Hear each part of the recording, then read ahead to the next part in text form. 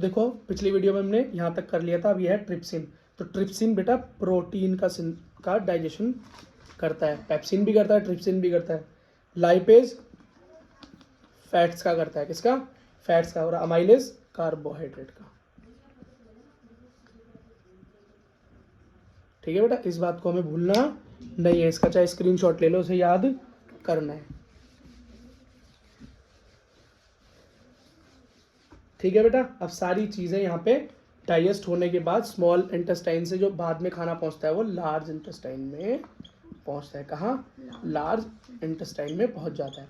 Large intestine के अंदर क्या होता है? बड़ी आंत के अंदर क्या होता है? बड़ी आंत के अंदर बेटा वाटर का डाइजेशन होता है। किसका? वाटर डाइजेशन होता है, पानी का पाचन होता है। ठीक है, इस बात को ध्यान रखना, वाटर का H2O का डाइजेशन होता है। ठीक है, और बेटा फिर जो वेस्ट खाना बचता है वो एनस के द्वारा बाहर इजेक्ट कर दिया जाता है। ठीक है, इजेक्ट कर दिया जाता है। ठीक है बेटा, अच्छा ठीक है बेटा, फोकस करो। अगली चीज देखो बेटा, अगली चीज हमें यहाँ पे पढ़नी है रेस्पिरेशन। क्या? श्वसन। क्या पढ़ना है बेटा? श्वसन मतलब सांस लेना। क्या बेटा? सांस लेना। अच्छा, ये सांस क्यों लेते हैं हम? मनुष्य सांस लेता है क्यों है सबसे बड़ी बात? श्वसन। तो बेटा सांस आदमी इसलिए लेता है, अब बैठ जाओ ना। तो सांस बेटा आदमी इसलिए लेता है, मनुष्य इसलिए लेते हैं, जीव इसलिए लेते हैं क्योंकि उनको बेटा खाने का पाचन करना है। क्या करना है? भोजन का पाचन करना है। क्यों बेटा? ऑक्सीजन ही अंदर जाके हमारे भोजन को पचा सकती है, पहली चीज। दूसरी, हमारी कोशिकाओं को एनर्जी बनाने के लिए, शक्ति बनाने के लिए, अगर भोजन का पाचन करना है, तोड़ना है, उसमें एनर्जी बनानी है तो ऑक्सीजन चाहिए।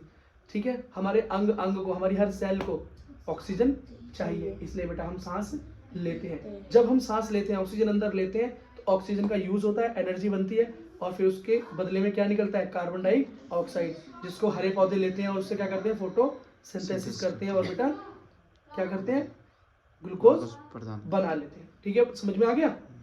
अच्छा, तो बेटा एक तो रेस्पिरेशन जो है, जो सांस लेने को रेस्पिरेशन बोलते हैं इंग्लिश में। तो रेस्पिरेशन बेटा दो तरीके का होता है, एक होता है एरोबिक और एक होता है अनएरोबिक, मतलब वायु में और वायु के बिना। ठीक, जो वायु के साथ होता है एरोबिक होता है। ठीक है, मतलब इसके O2 की जरूरत पड़ती है, ऑक्सीजन की जरूरत पड़ती है। लेकिन कुछ ऐसे श्वसन होते हैं, ऐसे श्वसन होते हैं बेटा, ऐसे रेस्पिरेशन होते हैं जिसके अंदर हमें जरूरत नहीं पड़ती है ऑक्सीजन की, उसको एनएरोबिक बोलते हैं। क्या बोलते हैं बेटा? एनएरोबिक बोलते हैं। एक चीज और याद रखना कि बेटा एनएरोबिक, जो हमारा एरोबिक और एनारोबिक के बीच में एक एक डिफरेंस तो तुमको पता चल गया, एक ऑक्सीजन के साथ है और एक ऑक्सीजन के बिना है। इसके बाद दो, ये होता कहाँ पे है? क्या ये होता कहाँ पे है? तो एरोबिक कहाँ होता है और एनएरोबिक कहाँ होता है बेटा? इस चीज को याद रखना। एनएरोबिक बस साइटोप्लाज्म के अंदर होता है। कहाँ होता है? साइटोप्लाज्म के अंदर। ये साइटोप्लाज्म क्या है? इसका मतलब है जीव द्रव, मतलब कोशिका द्रव।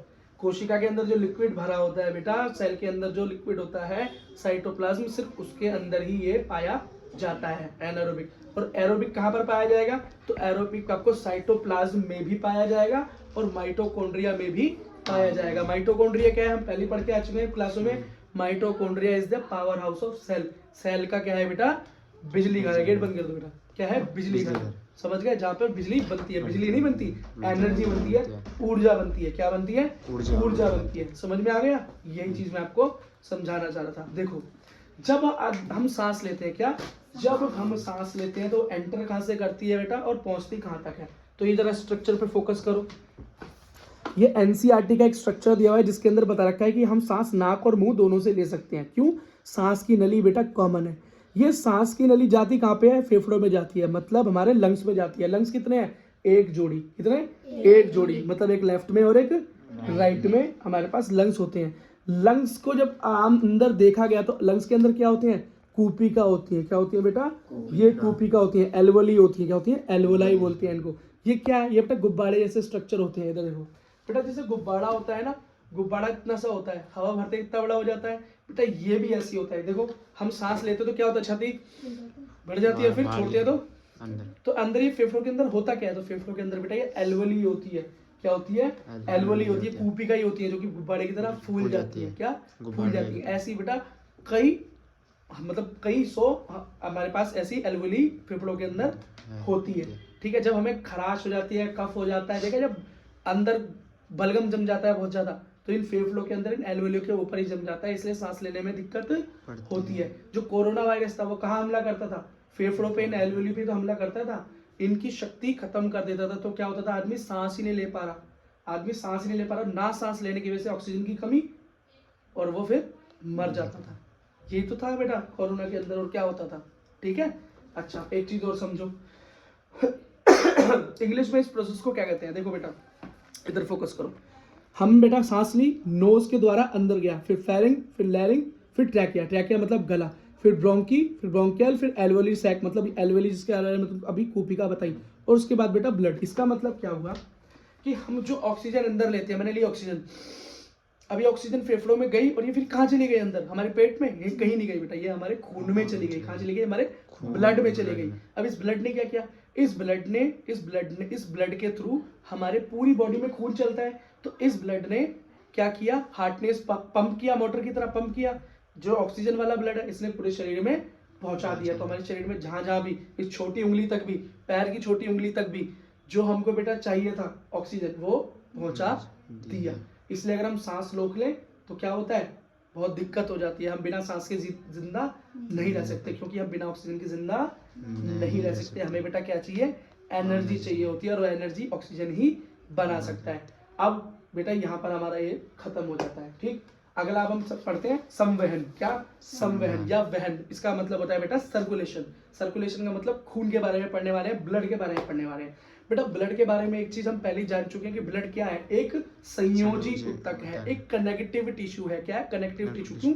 बहुत सारे अलग अलग तरह के टिश्यूज इसके अंदर मिलते हैं, अलग अलग तरह के ऊतक इसमें मिलते हैं, जैसे कि red blood cell RBC, WBC मतलब व्हाइट ब्लड सेल, श्वेत रक्त कोशिका, लाल रक्त कोशिका, और लास्ट में मिलता है प्लेटलेट्स। बेटा आरबीसी क्या होती है?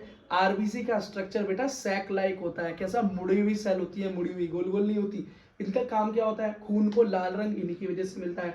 हमारे खून में ऑक्सीजन बेटा यही लेकर चलते हैं। अगर हमारे खून के अंदर इसकी कमी हो जाए, लाल ब्लड सेल की कमी हो जाए, तो बेटा हम सांस लेने में हमें दिक्कत हो जाएगी।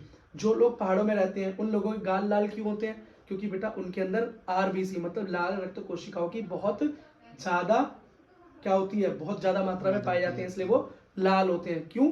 क्योंकि बेटा उनको ऑक्सीजन अधिक मात्रा में चाहिए होती है। वो क्यों? क्योंकि बेटा पहाड़ों पे चलते हुए उनको ज्यादा काम, ज्यादा मेहनत करनी पड़ती है। देखा है हमारे यहाँ के आदमी वहां पर जाके क्या करता है? हाफने लगते हो। आप कहीं पहाड़ों पे या तो क्या करते हो? हाफने लगते हो। लेकिन वहीं का जो नेटिव आदमी होगा वो क्या करेगा? सामान लेके एकदम चढ़ता हुआ चला जाएगा, और आप देखते रह जाओगे उसको।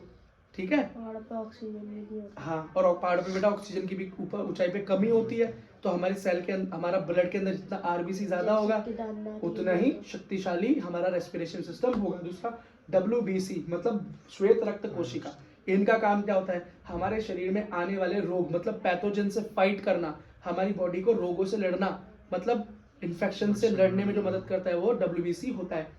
लास्ट होता है बेटा प्लेटलेट्स। प्लेटलेट्स का मतलब क्या होता है? प्लेटलेट्स क्या करती है? जहां पर हमें चोट लग जाए और खून बहे तो ये खून का थक्का जमा देती है, ब्लड की क्लोटिंग कर देती है, वहां पे खुरन जमा के उसको रोक देती है, उस घाव को भरने में मदद करती है। इसको बेटा क्या बोलते हैं? हिंदी में लसीका बोलते हैं। क्या बोलते हैं?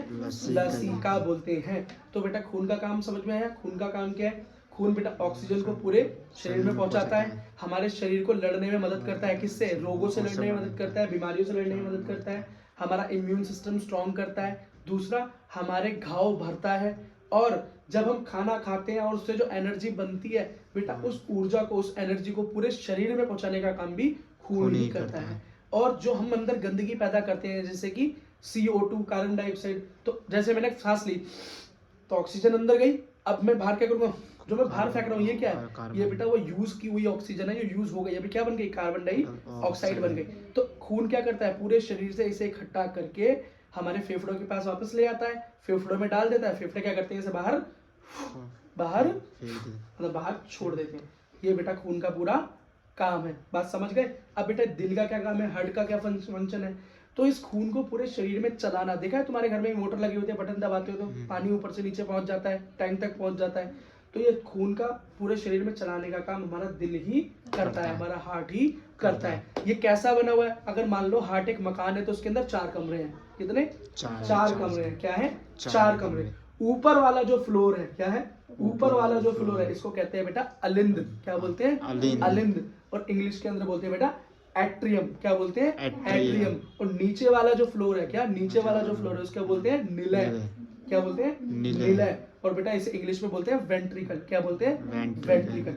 ऊपर वाले फ्लोर पे भी दो कमरे हैं, सॉरी ऊपर टोटल 4 कमरे हैं घर में। ऊपर वाले फ्लोर में 2 कमरे, नीचे वाले में भी 2 कमरे। ठीक, एक इस तरफ एक इस तरफ, मतलब एक सीधे हाथ पे और एक उल्टे हाथ पे। आओ बेटा बोर्ड पे फोकस करो।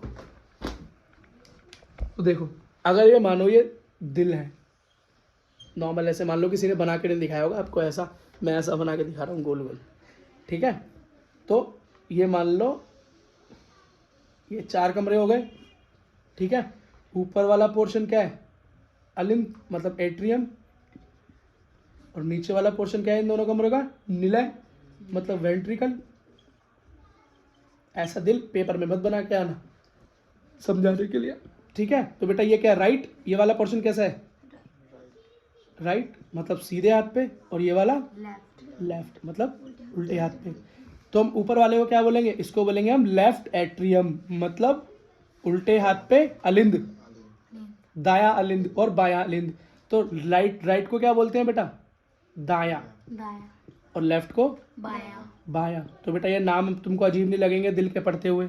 और दिल के 4 कमरे भी अभी मैं तुम्हें फोटो के अंदर दिखा दूंगा कहाँ है, ठीक है। तो क्या हो गया, लेफ्ट एट्रियम, लेफ्ट वेंट्रिकल, बाया अलिंद, बाया निलय, राइट एट्रियम और क्या हो गया, लेफ्ट राइट वेंट्रिकल मतलब दाया अलिंद और दाया निलय। इस तरीके से बेटा ये स्ट्रक्चर है।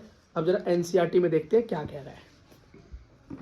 ये देखो बेटा दिल का चित्र, देखो ये देखो पूरा दिल है, ये पूरा हार्ट है। ये देखो बेटा इसके अंदर ये बीच में लाइन दिखाई दे रही ना, ये जुड़ी हुई यही है बेटा इस कमरे, इसको सेपरेट करने वाले।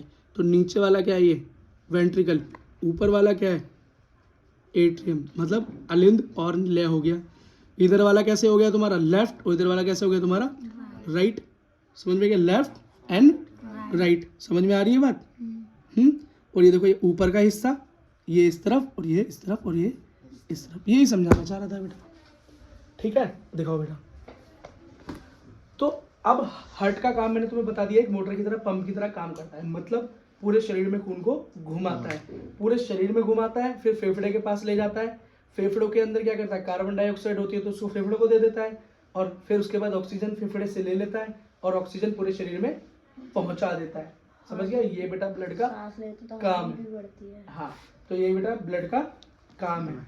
अच्छा, एक होती है बेटा धमनी, एक होती है शिरा, एक होती है बेटा आर्टरी और एक होती है वेन। एक धमनी एक शिरा, एक आर्टरी और एक वेन। आर्टरी और वेन के अंदर समझ लो बेटा, आर्टरी जो होती है, आर्टरी उसके अंदर बेटा क्या होगा, धमनी में आर्टरी में हमेशा ऑक्सीजन वाला ब्लड, दिल से ऑक्सीजन का ब्लड जो साफ होकर जो खून निकलेगा शरीर के लिए, वो आर्टरी से ही निकलेगा, वो धमनी से निकलेगा। तो जो धमनी से निकलता है उसको बोलते हैं महाधमनी। क्या बोलते हैं, महाधमनी या ऑर्टा। क्या बोलते हैं, ऑर्टा। और वो कहाँ आती है, सीधा उल्टे हाथ में आती है। कहाँ आती है, उल्टे हाथ में आती है और इस वाली उंगली में जुड़ जाती है। वो गलत बता दी, कौन सी उंगली होती है यार, वो ये वाली फिंगर, सॉरी वो मिडिल फिंगर बता दी, ये वाली फिंगर होती है, ठीक है, ये वाली फिंगर होती है। देखा ना, इसके अंदर वो पहनाते हैं रिंग। क्यों पहनाते हैं, क्योंकि ये नस सीधा दिल से जुड़ी होती है, इसलिए पहनाते हैं। ये बात तो समझ में आ गई। ये देखो नस क्यों काटते हैं, ये देखो एट्रियम, इसे क्यों काटते हैं लोग, क्योंकि इसी से सारा ऑक्सीजनेटेड ब्लड हमारे खून में बहता है, इसे ही हम काट देते हैं, काम का खून बाहर निकलता है, आदमी की दम घुटने से, ऑक्सीजन की कमी से मौत हो जाती है और कई केसेस में हार्ट फेलियर भी हो जाता है। ठीक है बेटा, चलो वो मिडिल फिंगर वाला थोड़ा सा मीम मत बना देना उसका। हाँ बेटा, ठीक है। अगला क्या है, धमनी हो गई, शिरा। शिरा क्या करेगी बेटा, शिरा हमारा, अब जैसे इसके अंदर ऑक्सीजन वाला खून, तो एक के अंदर क्या है, कार्बन वाला खून। ये क्या करेगा, कार्बन वाला खून, एक के अंदर ऑक्सीजन वाला खून तो दिल से लेकर जाएगी और एक कार्बन वाला खून दिल तक लेकर आएगी। बात समझ में आ गई। लास्ट है हमारी कैपिलरी। क्या होती है, कैपिलरी। कैपिलरी होती है बहुत पतली पतली, बहुत छोटी छोटी, मतलब जहां पर ये नसें नहीं जा सकती, जहां पर आर्टरी और वेन नहीं जा सकती, वहां पर चीजों को पहुंचाने का काम कौन करता है, हमारी कैपिलरी करती है। जैसे कि आंखों की पलक कौन सी नस है, कान कौन सी नस है यहाँ पे, बाल, खोपड़ी, यहाँ पे कौन सी नस है? तो बेटा यहाँ पर क्या है? इस पतली जगह में कैपिलरी है। क्या है? कैपिलरी। साफ समझ में आ गए? इंसान के अगर कोई पूछे कि दिल में कितने चैम्बर है तो हम बोलेंगे चार चैम्बर है। कितने चैम्बर है? चार चैम्बर है। ठीक है, 4 कमरे हैं ना? ठीक है। इंसान के अंदर सर्कुलेशन कैसा होता है? डबल। कैसा होता है? डबल। कैसे? एक बार तो ऑक्सीजन वाले खून को पूरे शरीर में घुमाता है और दूसरी बार गंदे खून को दोबारा से वापस लाता है ताकि उसकी सफाई की जा सके। डबल सर्कुलेशन हो गया। लेकिन बेटा जो बर्ड्स होते हैं उनके अंदर भी, पक्षियों के अंदर भी कितने हैं? 4 चैम्बर का हार्ट। लेकिन जो लोग, जैसे मछली, लोग बोल रहा हूँ, जैसे मछली, उनके अंदर सिर्फ 2 ही चैम्बर होते हैं। कितने? 2 ही कमरे। उनके दिल में कितने? 2 ही कमरे होते हैं। इसका क्या मतलब हुआ कि बेटा उनके अंदर सिंगल सर्कुलेशन हो सकता है, एक ही बारी खून घूमता है, सिंगल सर्कुलेशन होता है। कैसा होता है? सिंगल सर्कुलेशन होता है। और एम्फीबियन या रेप्टाइल, मतलब हमारे रेप्टाइल का मतलब हो गया वो, जैसे हमारे सांप है ना, सांप, ये जो रेप्टाइल जो रेंगने वाले जानवर है हमारे ज्यादातर, इनके अंदर भी कैसा है? इनके अंदर बेटा 3 चैम्बर का एम्फीबियन और रेप्टाइल्स में 3 चैम्बर का हार्ट होता है। इनके अंदर भी सर्कुलेशन सिंगल होता है। इनके अंदर बेटा सर्कुलेशन होता है डबल। उनका खून कैसा होता है? गर्म। कैसा?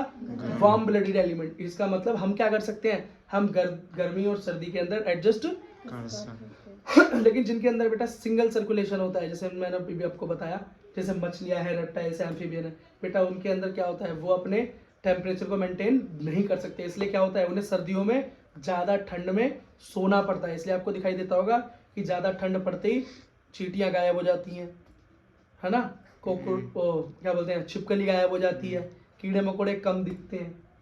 ठीक है, लेकिन गर्मी जैसी आएगी आपको चारों तरफ वो लोग घूमते हुए नजर आ जाएंगे। समझ में आ गई बात? चलो ठीक है बेटा, ये सारी चीजें समझ में आ गई आपको। एक चीज और सुनो बेटा, एक चीज जरा इधर आके फोकस करके सुनो बेटा, इस चीज को जरा बड़ा ध्यान से सुनना कि पल्मोनरी वेन, क्या पल्मोनरी वेन ये क्या करती है बेटा? इंग्लिश में बता रहा हूँ। पल्मोनरी वेन इंग्लिश में तो कुछ नहीं करती, दिल में करती है। लंग्स से CO2 लेती है, मतलब फेफड़ों से ऑक्सीजन लेती है पल्मोनरी वेन, और कहाँ पहुंचती है? लेफ्ट एट्रियम में।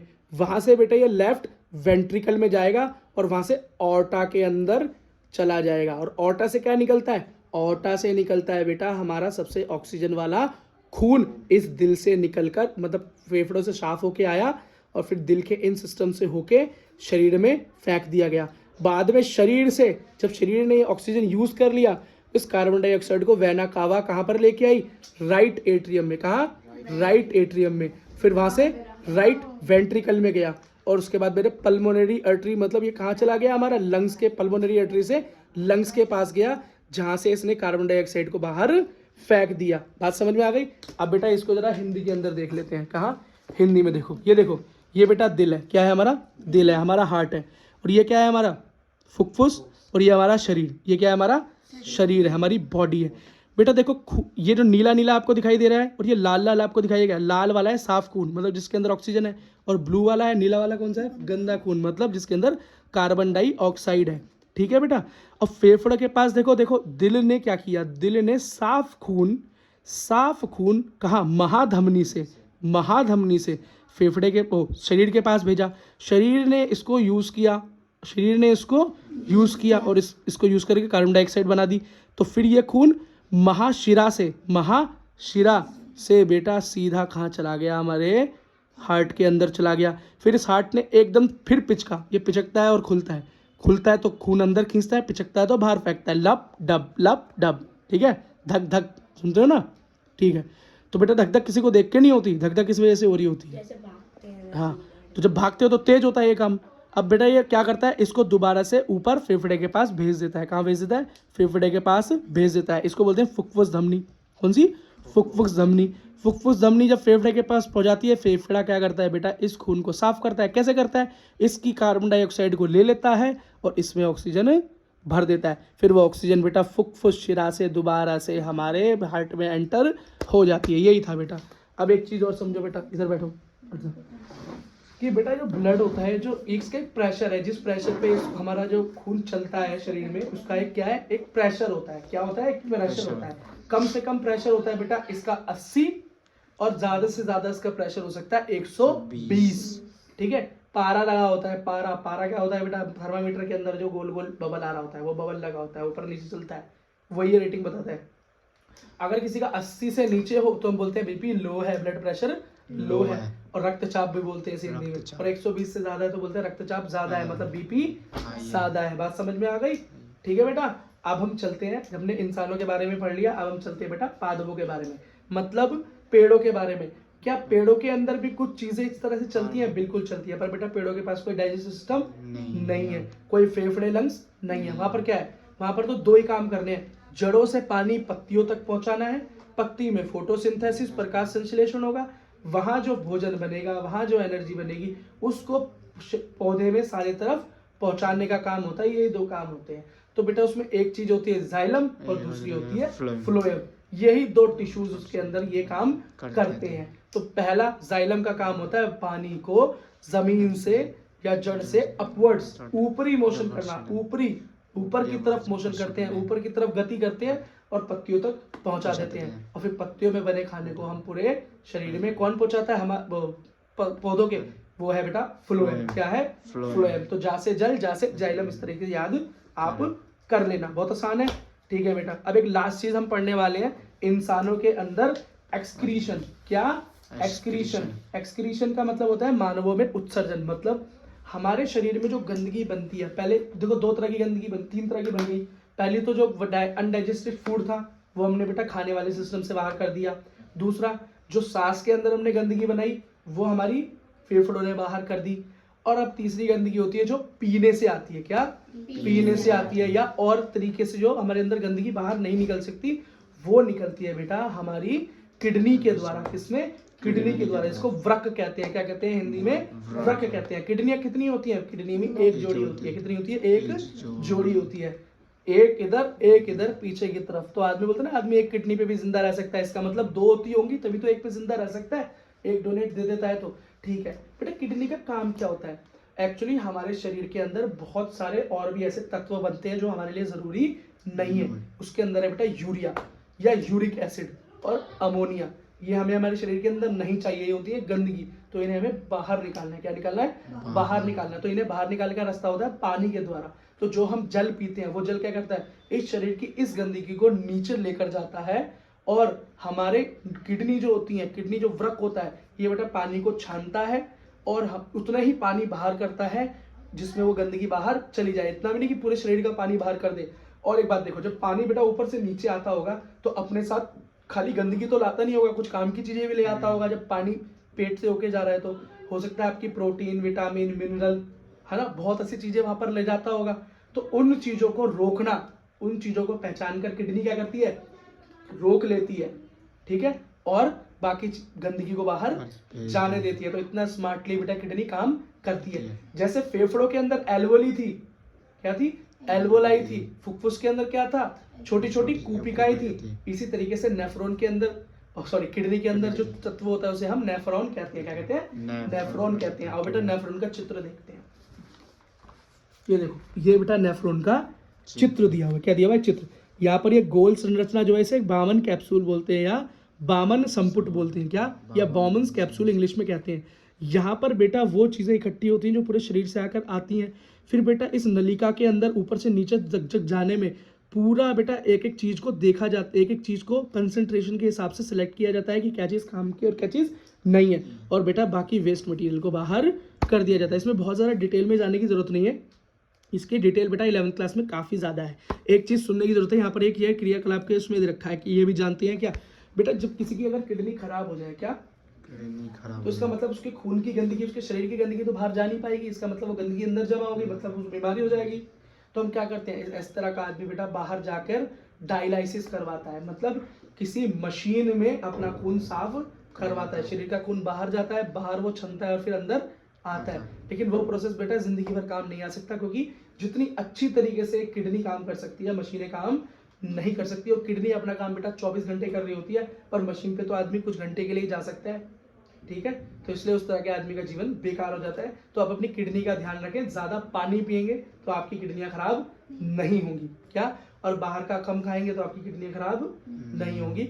और बेटा जो लोग पानी ज्यादा नहीं पीते हैं, उनके मिनरल्स, उनके कैल्शियम वगैरह ये सारी चीजें और गंदगी बेटा बाहर नहीं निकल पाती, वो कूड़ा जैसे हमारी नाली में इकट्ठा होकर नाली को जाम कर देता है, इसी तरीके से किडनी में वो कूड़ा इकट्ठा होकर पथरी का स्टोन का रूप ले लेता है। ये आपके कोर्स में नहीं है पर मैं आपको एक्स्ट्रा बता रहा हूँ, वो स्टोन का रूप ले लेता है। और ना पानी ज़्यादा पीने वालों की बेटा फिर किडनी का ऑपरेशन करना पड़ता है, या कई बार वो किडनी फट जाती है या फेल हो जाती है। ठीक है बेटा, आई होप आप ऐसा नहीं करेंगे। और इसी के साथ ये चैप्टर समाप्त होता है।